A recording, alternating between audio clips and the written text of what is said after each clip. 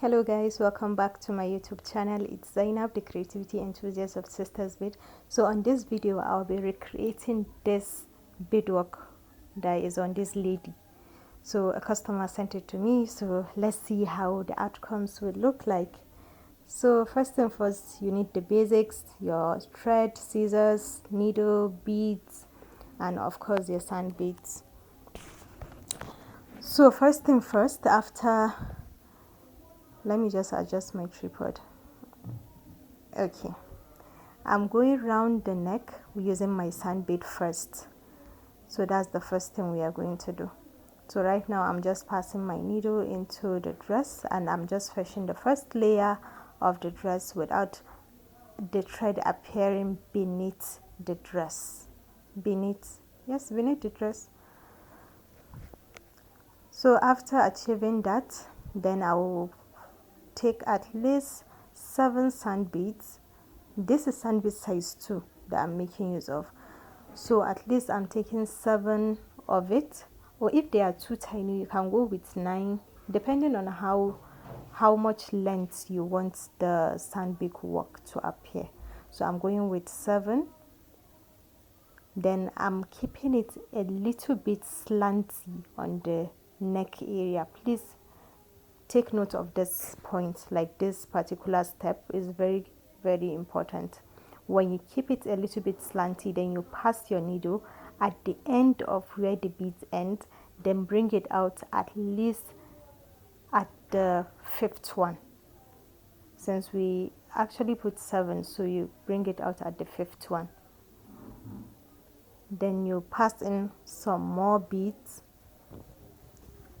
some more sand beads. Some people call it seed bead, glass bead, sand bead, depending on your location, or depending on maybe where you are. That's how some people actually call it. So when you pass in your needle, then you bring it out at least at the 5th one, or you can bring it out at the 3rd one, depending on how you want the slantiness to appear. That's how you'll be bringing the needle out. This is one of my favorite beadwork. It can be a little bit time consuming, and due to the fact that you are using seed beads, they can be like so uncomfortable to the eyes, but believe me, it always comes out like so beautiful, so unbelievable. That's the right word. So unbelievable whenever you do a beadwork using this particular styling. It always comes out unbelievable. Like some people will be like, "Are you sure you use your hands to do this?" I'll be like, "Yes, I took like so hours to achieve it, but it's worth it at the end of the day." So can you see how it's coming out? This is how it will continue to come out, slanty till you reach your desired length of the neck or the particular style you are working on.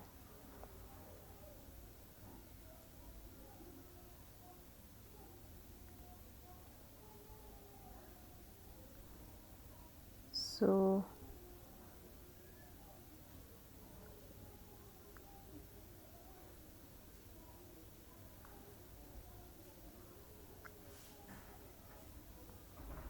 just like I've said earlier, you can use 7 seed bead or you can go with 9, depending on how long you want the slantiness to be. So I got carried away while doing the beading and I forgot to film how I did the second line, which is applying the crystal beads. So let me just show you that. Let me show you guys how to do that. It's actually not that hard. So first thing first, you pass in your needle. That's what I'm trying to do. I'm passing it beneath that first crystal that I did. I'm using crystal bead size 8, by the way. So when you achieve this, then you pass in your crystal bead size 8, and then you pass the needle a little bit beneath the seed beads. Sorry, not seed beads, crystal beads.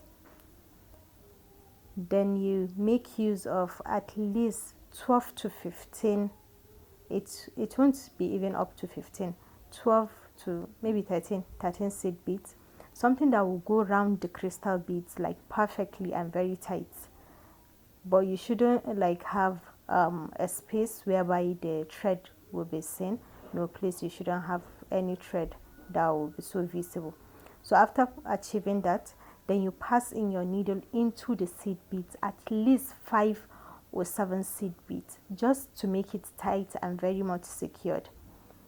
After achieving that, then you pass your needle beneath the crystal work, the crystal ring, let me just call it crystal ring that you did, to the next one. So can you see how simple it is? Like, you can even apply this technique to a dress of maybe kids, since for kids we don't usually give them too much weight on their clothes.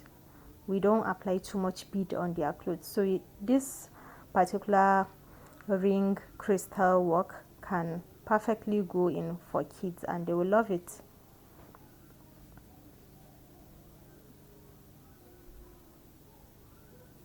So I'm just repeating it, taking it again so that you guys can see. You first sew the crystal beads down, then you fetch in your seed bead, glass bead, sand bead, anything you call it, at least 12 to 13 of it. Just make sure that it's very, very tight and very perfect around the crystal beads. There shouldn't be any space and it shouldn't be too loose. So this is me trying to measure. As you can see, I have to add more because it did not go round. So I'm just adding more to make sure that I have covered my crystal beads area very well. So yes,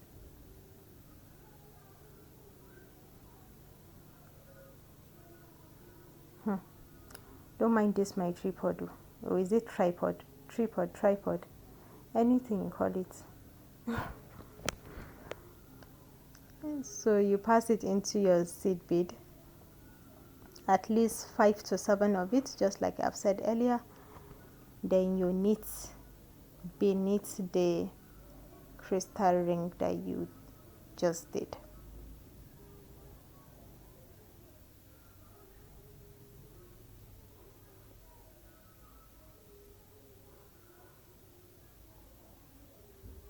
This dress is looking like fire, fire, something like that.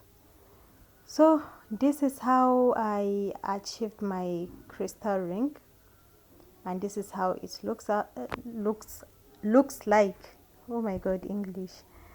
We have 3 layers of the sand bead and 3 layers of the crystal ring. This is just like the first step, and it's already coming together, and it's looking so beautiful. So now I'm trying to mark where I will start doing my, is it the droplet? Should I call it droplet? I don't even know what to call it here. But I'm counting 7 rings by the left and 7 rings by the right. Then I'm marking the center of it. Here you get. So I'm just counting to make sure that everything is equal by the left and by the right, since I'm working at the center now. Yes, I have 7 by the left and I have 7 by the right, just like I've said earlier. And that's it. I did everything, and this is the final look. It looks so, like, talking about it looks so simple until you hold the needle and the thread. That's when we talk about it. How simple is it to hold the needle and the thread? So this is the finished look. I hope I have done justice to the dress, but I think I've gone a little bit extra of what I was asked to do, but it's still not that bad. So I hope you guys enjoyed this video. If you did, please kindly give me a thumbs up, share my video, let it go viral, hit on the notification bell so that you don't miss anything. And please, if you have not subscribed, please kindly do so. Tell a friend to tell a friend that they can learn beadwork on YouTube from Sisters Bead. So see you guys on my next video. Bye.